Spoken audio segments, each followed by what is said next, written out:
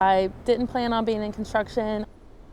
But she is navigating her way through a male-dominated field. Good for her. And she isn't completely alone. More women are making their way into some of the top jobs and projects in that industry.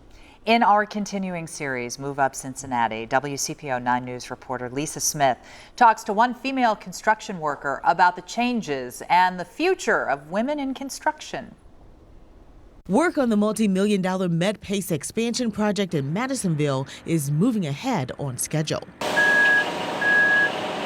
And one of the bosses keeping things on track is Sonny Wagner. My specific role is managing costs and managing problems. Wagner is an assistant project manager for Skanska USA, the construction company working on the $115 million project. My job is to just kind of get in there and solve those problems and be the liaison between the subcontractor trade partners and our owner. She's one of 4 women on the project team. The other 11 are male.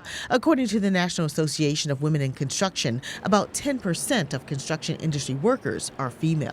We absolutely are starting to see an uptick in that. Amanda Prestwood is president of the group's Cincinnati chapter. From employers, it's about being open to diversity in the workplace, and we're definitely starting to see that happen. She says it's a good time for women to take a look at construction jobs because there are a lot of projects going up across the region. Even the company that I work for Lithco, we are a concrete subcontractor.